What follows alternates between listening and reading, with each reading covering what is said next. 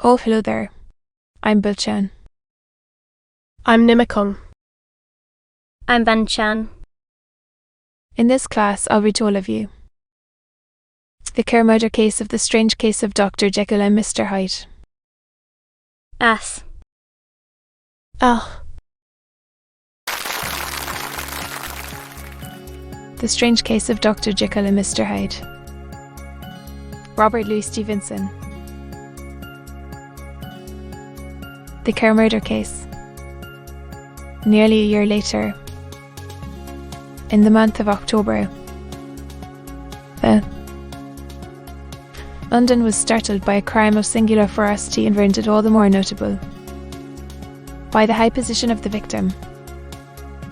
The details were few and startling.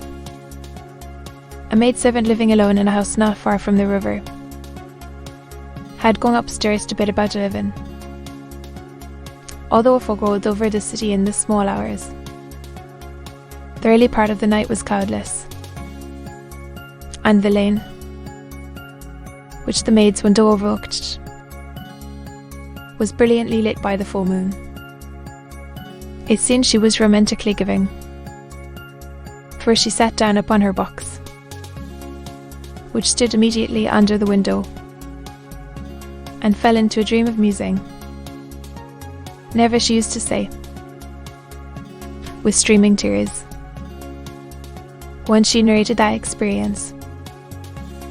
Never had she felt more at peace with woman or thought more kindly of the world. And as she so said, she became aware of an aged beautiful gentleman with white hair drawing near along the lane, and advancing to meet him.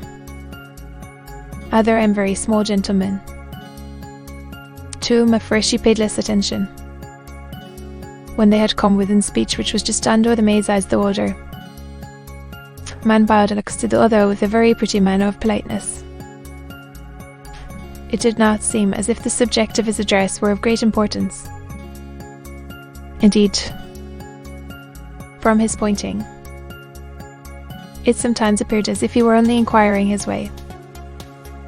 But the moon shone on his face as he spoke, and the girl was pleased to watch it. It seemed to breathe such an innocent and old-world kindness of disposition, yet with something high too, as of a well-founded self-content. Presently her eye wandered to the other, and she was surprised to recognize in him a certain Mr. Hyde, who had once visited her master and for whom she had conceived a dislike. He had in his hand a heavy cane, with which he was trifling, but he answered never a word, and seemed to listen with an ill-contained impatience. And then all of a sudden he broke out in a great flame of anger, stamping with his foot, brandishing the cane, and carrying on as the maid described it like a madman. The old gentleman took a step back, with the air of one very much surprised and a trifle hurt. And at that Mr. Hyde broke out of all bounds and called him to the earth. And next moment, with ape-like fury, he was trampling his victim underfoot and hailing down a storm of blows, under which the bones were audibly shattered and the body jumped upon the roadway. At the horror of these sights and sounds, the maid fainted. It was 2 o'clock when she came to herself and called for the police. The murderer was gone long ago, but there lay his victim in the middle of the lane, incredibly mangled. The stick with which the deed had been done, although it was of some rare and very tough and heavy wood, had broken in the middle under the stress of this insensate cruelty, and one splintered half had rolled in the neighbouring gutter thither, without doubt, had been carried away by the murderer. A purse and gold watch were found upon the victim, but no cards or papers, except a sealed and stamped envelope, which he had been probably carrying to the post, and which bore the name and address of Mr. Addison. This was brought to the lawyer the next morning, before he was out of bed, and he had no sooner seen it and been told the circumstances than he shot out a solemn lip. "I shall say nothing till I have seen the body," said he. "This may be very serious. Have the kindness to wait while I dress." And with the same grave countenance he hurried through his breakfast and drove to the police station, whither the body had been carried. As soon as he came into the cell, he nodded. "Yes," said he. "I recognise him." "Good God, sir," exclaimed the officer. "Is it possible?" And the next moment his eye lighted up with professional ambition. "This will make a deal of noise," he said, "and perhaps you can help us to the man." And he briefly narrated what the maid had seen, and showed the broken stick. Waste. Addison had already quailed at the name of Hyde, but when the stick was laid before him, he could doubt no longer. Broken and battered as it was, he recognised it for one that he had himself presented many years before to Henry. "Jekyll, is this Mr. Hyde a person of small stature?" he inquired. "Particularly small and particularly wicked-looking, is what the maid calls him," said the officer. "Waste." Addison reflected, and then, raising his head, "If you will come with me in my cab," he said. It was by this time about 9 in the morning, and the first fog of the season. A great chocolate cloud pillowed over heaven, but the wind was continually charging and routing these embattled vapours, so that as the cab crawled from street to street, Waste, Addison beheld a marvellous number of degrees and hues of twilight. For here it would be dark like the back end of evening, and there would be a glow of a rich, lurid brown, like the light of some strange conflagration. And here, for a moment, the fog would be quite broken up, and a haggard shaft of daylight would glance in between the swirling wreaths. The dismal quarter of Soho seen under these changing glimpses, with its muddy ways, and slatternly passengers, and its lamps, which had never been extinguished or had been kindled afresh to combat this mournful reinvasion of darkness, seemed, in the lawyer's eyes, like a district of some city in a nightmare.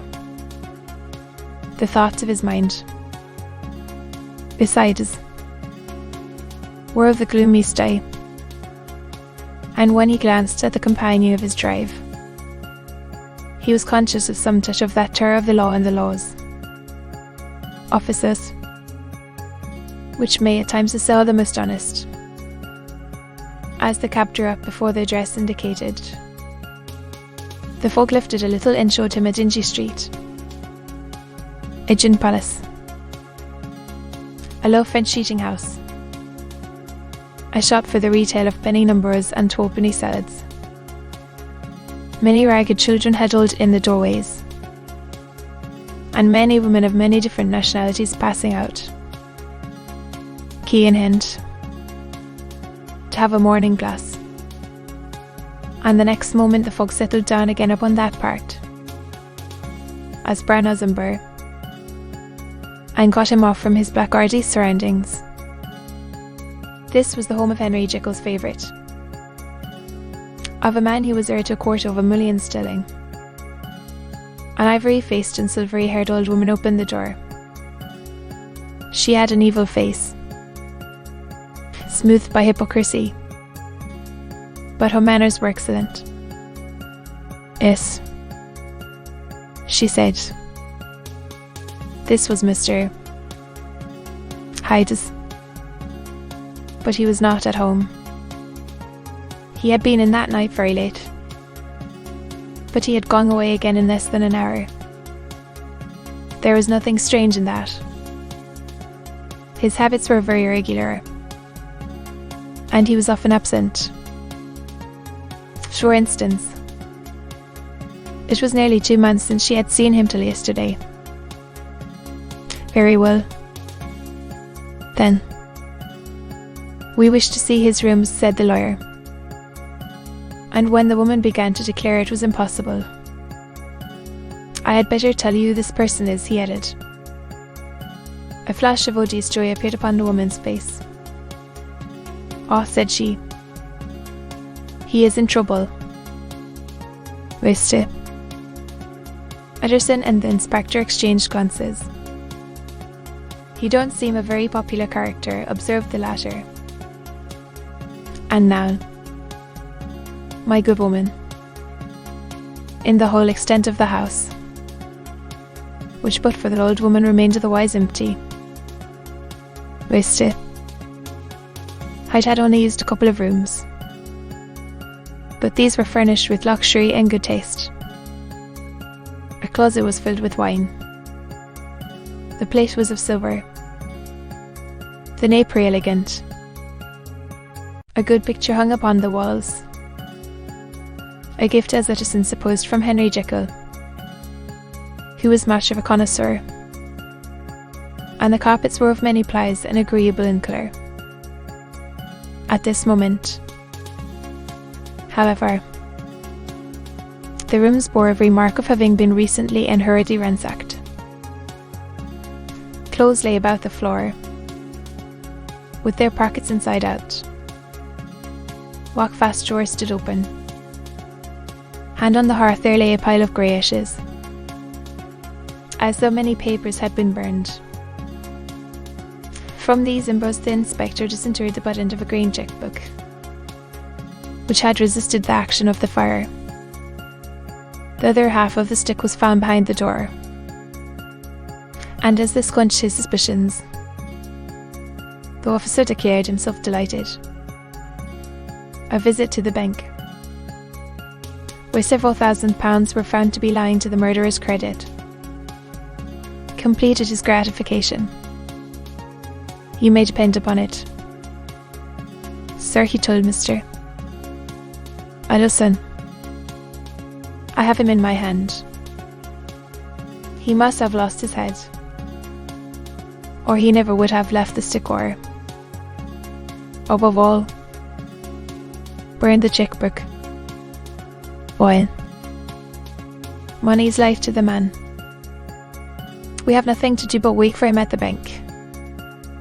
This last, however, was not so easy of accomplishment, for Mr. Hyde had numbered few familiar save in the master of the servant maid had only seen him twice. His family could nowhere be traced. He had never been photographed, and the few could describe him differed widely, as coming observers will. Only on one point were they agreed, and that was the haunting sense of unexpressed deformity with which the fugitive impressed his beholders. To be continued.